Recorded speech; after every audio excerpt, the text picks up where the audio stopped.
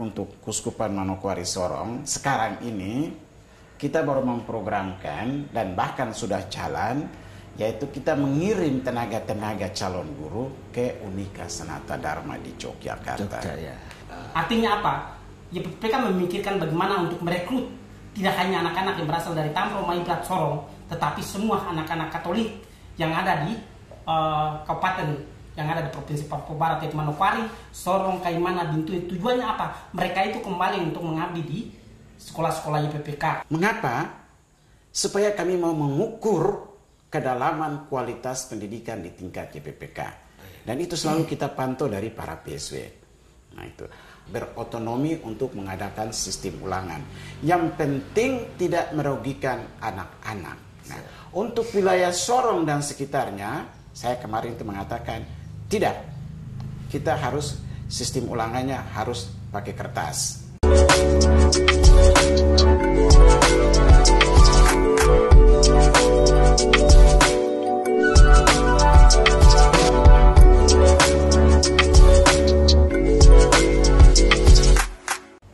Oke, sahabat Komsus dimanapun berada, pada pagi hari ini kita akan berbicara terkait pendidikan Katolik di tanah Papua, khususnya di tanah Fak-Fak. Telah hadir narasumber kami pada pagi hari ini, Bapak yang terhormat, Bapak Simon Mandopma. Selamat pagi, Bapak Simon. Selamat pagi. Kemudian ada adik Frankie Sufi. Mungkin untuk lebih dekat kita akan berkenalan dengan Bapak Simon Mandopma.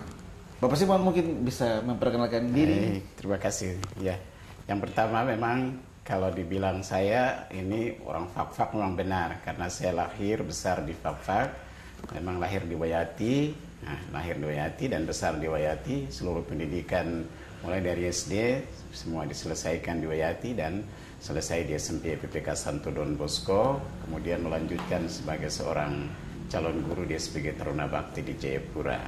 Sudah itu sebagai Taruna Bakti, lalu melanjutkan ke STFT Fajar Timur. Nah, semua pendidikan mulus-mulus sampai selesai. Saya lahir di Wayati tanggal 19 Februari tahun 62. Nah, jadi nama lengkap ya Simon Mandopma dengan gelar Dr. Andus Simon Ishak Mandopma. Nah, sesudah saya kerja sekian tahun sebagai petugas gereja, berkeliling di Kuskupan ini, dan sesudah itu dipercayakan untuk mengatur dunia pendidikan YPPK, Yayasan Pendidikan Persekolahan Katolik Kuskupan Manokwari Sorong, mulai tahun 9899. Yeah. Nah, mulai dari saya sebagai Fak-Fak, sebagai PSW YPPK di Fak-Fak 5 tahun, sudah itu dipindahkan ke Sorong sampai dengan 2021 hari ini. Nah, itu sekilas itu, dan memang kalau dibilang ya memang saya tetap statusnya sebagai seorang diri. Nah, kehidupan ya setiap hari berpikir tentang pengembangan dunia pendidikan Katolik di Kuskupan ini. Nah, itu. Siap. Oke. Bapak terkait dengan Bapak punya tugas di Keuskupan. YPPK, Yayasan Pendidikan Persekolahan Katolik. Saya sendiri masih ingat lagu Mars YPPK itu karena kita alumni YPPK. Apakah YPPK ini hanya ada di Keuskupan Tanah Papua saja, ataukah memang itu sudah umum di Indonesia? Baik, terima kasih. Bicara soal YPPK ini, yayasan yang paling tertua, itu Yayasan Pendidikan Persekolahan Katolik, itu sangat tertua di Papua. Jadi ada dua yayasan Kristen, yaitu YPK dengan YPPK. Yeah. Nah, lalu saudara-saudara kita yang Muslim, yaitu YAPIS. Nah, ini 3 yayasan yang paling tertua di Papua. Nah, itu. Tetapi untuk YPPK sendiri, memang ada hanya di Papua. Ya, waktu itu 4 kuskupan, yaitu Kuskupan Jayapura, Merauke, Sorong, dan Agats. Yeah. Nah, sesudah perkembangan kemudian ada 1 kuskupan lagi, yaitu Kuskupan Timika, jadi 5 kuskupan. Nah, semua wilayah pelayanan pastoral pendidikan di 5 kuskupan ini semua, itu semua dilayani dalam pendidikan Katolik yang namanya YPPK. Nah, mulai dari pedalaman sampai di pantai-pantai semua. Nah, itu. Siap. Nah, kita artinya YPPK ini sudah berkiprah dari tahun 50-an, dan dari 57, 58, 59 sampai tahun 2003 itu semua dipusatkan di Jayapura. Ya. Pusat kantornya di Pus YPPK di Argapura. 2003 itu sudah para uskup berapat, lalu mereka memutuskan sebaiknya semua pengelolaan sekolah-sekolah YPPK yang langsung diatur oleh YPPK dikembalikan ke setiap keuskupan. Nah, jadi kita juga, jadi Keuskupan Jayapura sendiri mengatur dirinya sendiri, Keuskupan Merauke mengaturnya sendiri, kemudian Keuskupan Agas juga mengatur dirinya sendiri, kemudian kita Sorong juga, dan Timika. Ya. Nah, di keuskupan masing-masing ada kantor-kantor yayasan. Ya. Nah, demikian juga kita di Sorong. Nah, bercerita tentang YPPK di Keuskupan Sorong semula tahun 2003 dikembalikan ke setiap keuskupan.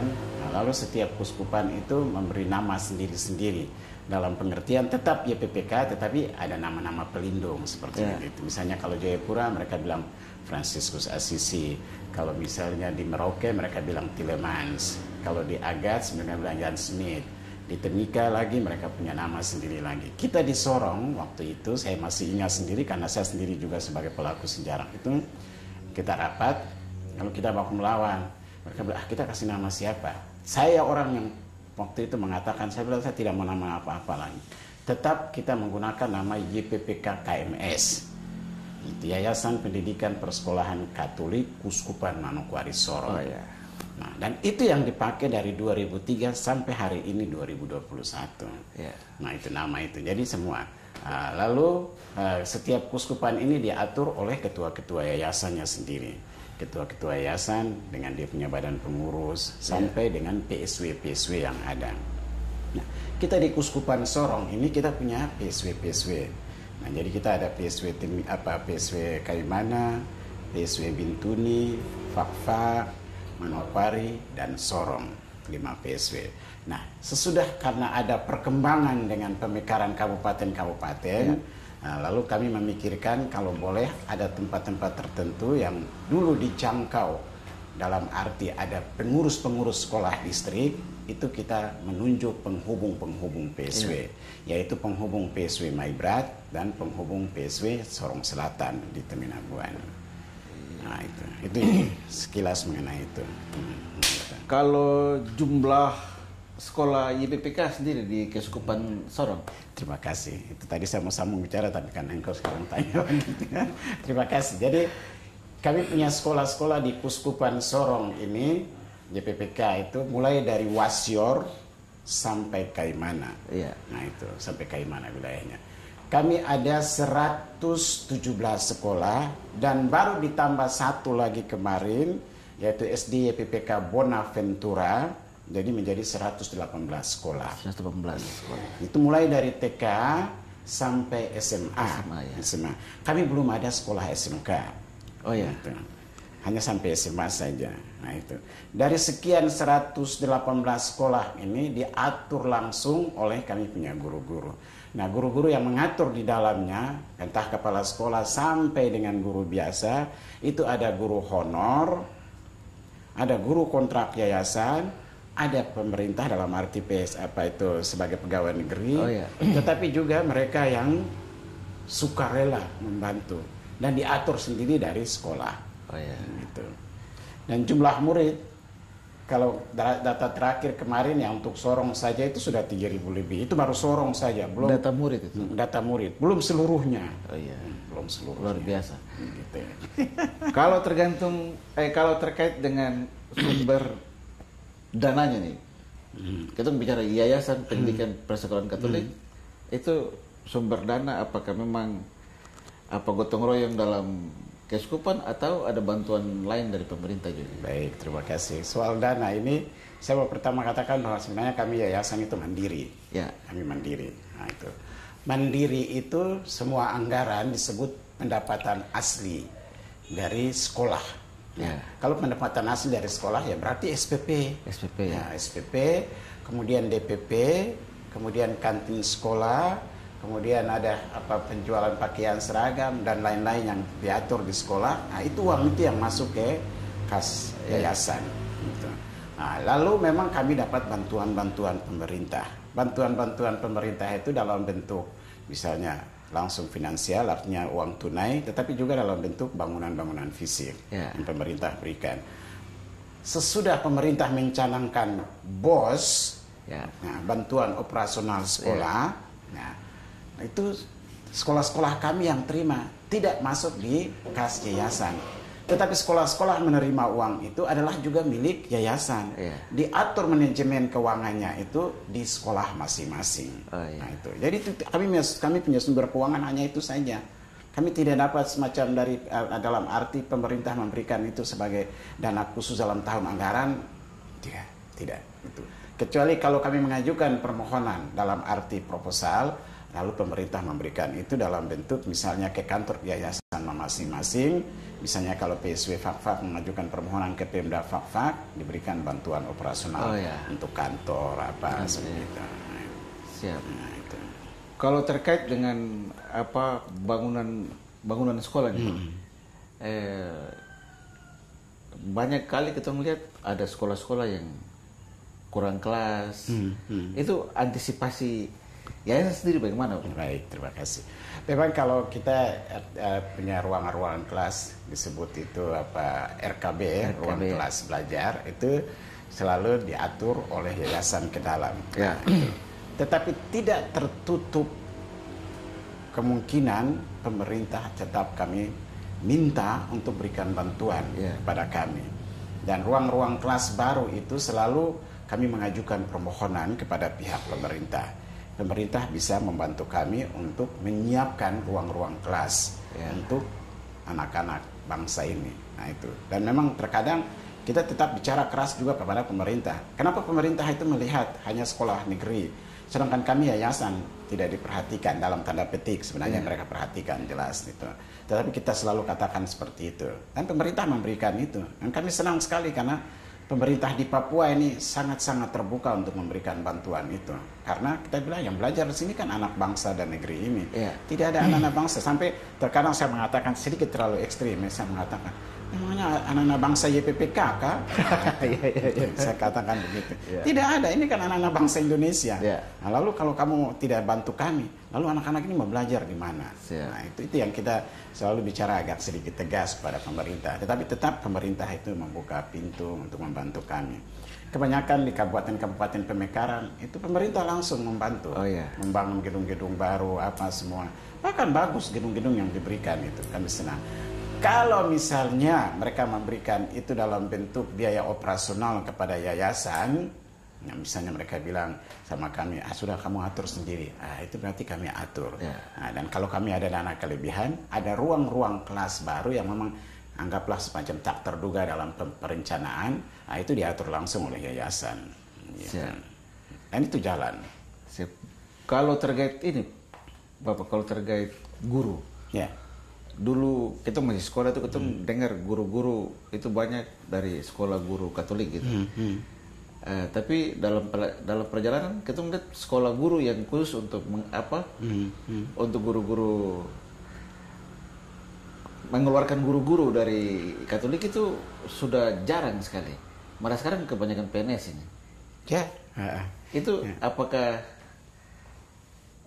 tidak berpikir untuk mungkin ada sekolah guru yang khusus untuk sekolah kejuruan ya? Baik, terima kasih.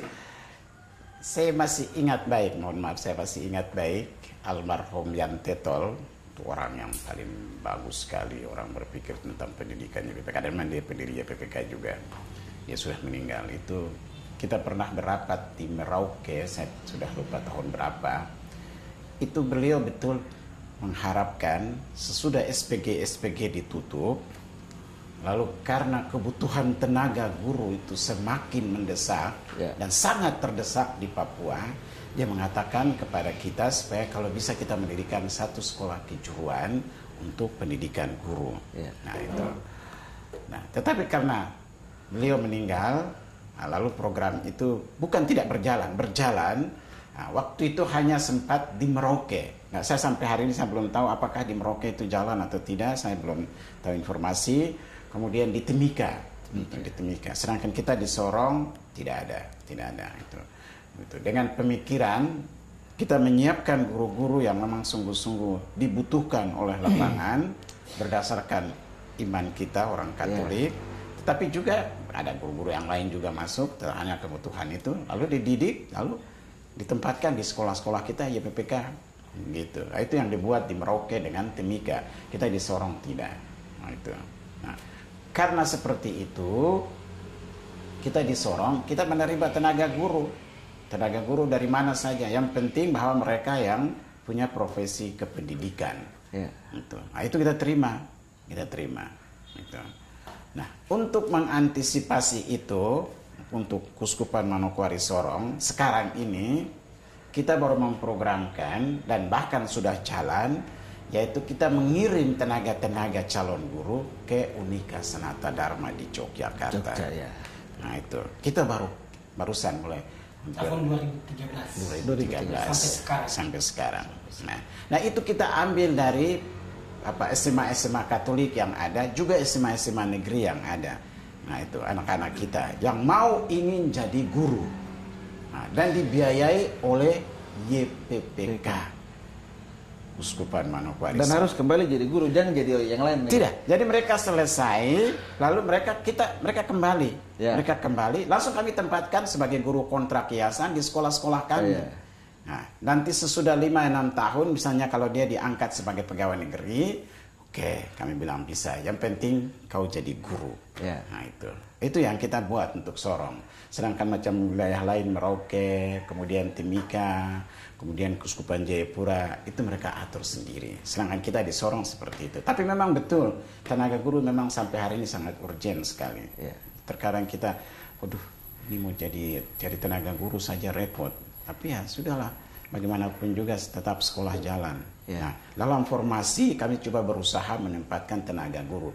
Macam kita di Fak-Fak sini, itu PSW YPPK Fak-Fak kita selalu tanya, bagaimana formasi tenaga guru? Gitu. Apakah Pak Suroto dalam arti sebagai PSW bisa atau tidak? Dia bilang, oh bisa, saya bisa atur. Misalnya kita tanya Manokwari bagaimana? Bisa, oh bisa. Nah, Manokwari malah bilang, saya masih butuh guru agama. Oke, kami dari Sorong kami cari karena ada STPK, kami langsung kirim ke Manokwari. Kemudian Kaimana juga kita tanya, bagaimana Pak Arnold Barnama, bisa atau tidak? Oh bisa, karena dia hanya ada 5 sekolah. Jadi sudah kita bilang, oke, kau atur saja di situ.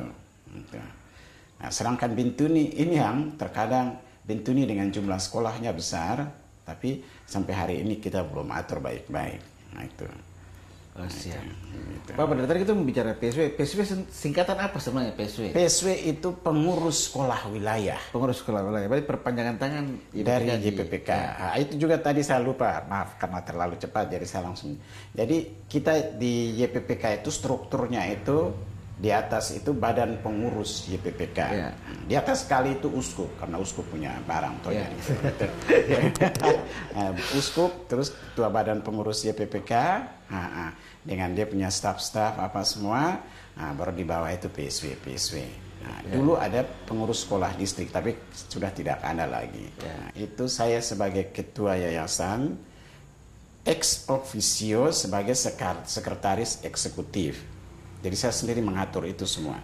Jadi sebagai itu, mau bilang juga badan pengurus, ketua badan pengurus, mau bilang juga sebagai sekretaris eksekutif, tapi juga sebagai orang yang langsung turun ke tingkat operasional sampai di PSW. Nah, untuk jangan sampai saya terlalu sibuk itu dengan pekerjaan di kantor, dan memang sangat sibuk sekali, itu saya punya staf ini, yaitu Pak Franky Sufi. Mari Pak Franky coba memperkenalkan diri. Baik, terima kasih dari tim dari Komsos. Perkenalkan, nama saya Franky Sufi. Saya dari Tamrau. Dulu sekolah SD-nya di wilayah Tamrau kelas 3, lalu lanjut SD kelas 4 sampai kelas 6 di Ayawasi. Dulu belum Kabupaten Maibrat, tapi masuk dalam Kabupaten Sorong Selatan. Nah, waktu itu saya sekolah di sana itu masih kecil, dan Bapak Simon ini saya kenal waktu itu. Dia yang mengurus beras dan lain-lain untuk kami, kebutuhan anak-anak di wilayah Maibrat untuk sekolah di sana. Mengantar dari Sorong lalu ke Sorong Selatan dan ke Ayawasi. Lalu saya tamat kelas 6. Saya ingin melanjutkan di Seminari Menengah Petrus Van Lipen SMP. Dan saya berjumpa dengan teman-teman dari berbagai daerah, termasuk juga teman-teman dari Fak-Fak. dari SMP tamat melanjutkan lagi di SMA YPPK Seminari Petrus Van Lipen, lulus tahun 2013. Tahun 2013 saya melanjutkan studi ke Jerman, ambil kedokteran tetapi kesehatan terganggu. Lalu istirahat selama 1 tahun, tahun 2014 saya mengajukan untuk mengambil beasiswa dan waktu itu Bapak Simon yang menangani bersama dengan Pak Bambang. Lalu melanjutkan di Universitas Sanata Dharma Yogyakarta, mengambil program studi pendidikan biologi dari 2014 selesai 3,5 tahun. Pertengahan 2018 sudah selesai. Lalu Bapak menghubungi saya, Frankie tolong datang supaya kita sama-sama untuk mengatur ini. Kalau saya datang, Bapak, seharusnya saya mengambil profesi sebagai pendidik turun di sekolah. Tetapi karena kebutuhan di kantor mendesak, terutama di kantor pusat, saya membantu Bapak di situ sebagai staf sekretaris eksekutif yang mengurus di bidang edukatif.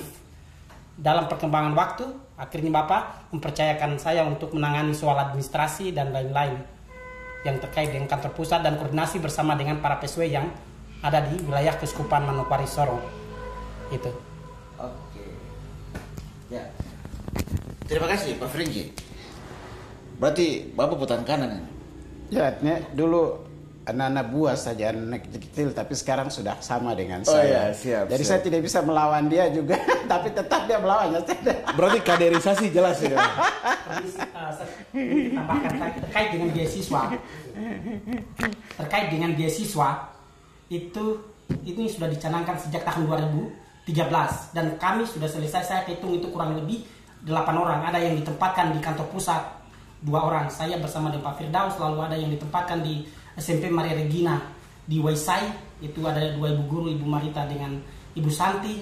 Ada yang bahkan ditempatkan lagi di SMP YPPK Santo Don Bosco, yaitu Ibu Agnes Nahuyanan. Artinya apa? YPPK memikirkan bagaimana untuk merekrut tidak hanya anak-anak yang berasal dari Tampro, Maibrat, Sorong, tetapi semua anak-anak Katolik yang ada di kabupaten yang ada di Provinsi Papua Barat, yaitu Manokwari, Sorong, Kaimana, Bintu. Tujuannya apa? Mereka itu kembali untuk mengabdi di sekolah-sekolah YPPK. Dan ketika dalam perkembangan waktu pemerintah mengangkat mereka PNS, tetapi kami tetap koordinasi, tolong kembalikan kami punya tenaga itu tetap kembali memperkuat yayasan. Dan itu program itu dijalankan dan bahkan dalam perjalanan dinas kemarin saya sudah koordinasi, Bapak tolong siapkan untuk ini, kita koordinasi tahun ini kita rekrut anak-anak dari asli dari Fakfak untuk kuliah di Sanat Dharma. Tahun 2019 itu kita rekrut ada 2 orang, tetapi karena pandemi Covid lalu mereka kembali dan akses untuk kuliah di Sanat Dharma terputus, akhirnya mereka itu kami berhentikan. Berarti YPPK sendiri menyiapkan beasiswa Ya, untuk yang mau. Ya. Berarti membuka kesempatan sebesar-besarnya sebenarnya kepada yang mau jadi guru nih. Ya, itu benar. Kalau itu memang kami siapkan dana itu. Walaupun sedikit tapi ada ya. Untuk calon guru. Sedangkan yang lain-lain tidak ada. Kami tidak pikirkan untuk misalnya jurusan-jurusan lain. Hanya guru. Jadi kalau siapa yang mau jadi guru, mari monggo. Mendaftar. Nanti kami akan atur bagaimana caranya. Yang penting, tapi dalam setahun itu akademis kami selalu kirim sampai 10-11 orang. Gitu. Dan kami biaya sendiri dari YPPK pusat gitu. Bapak terkait dengan alumni YPPK ini kan, kalau kita mau bilang saat ini nih yang menduduki jabatan-jabatan strategis eksekutif legislatif itu banyak itu lulusan YPPK, dan itu harus jujur bahwa YPPK berhasil mendidik orang. Bupati saja berapa banyak, wakil bupati berapa banyak, ketua DPR, pejabat-pejabat.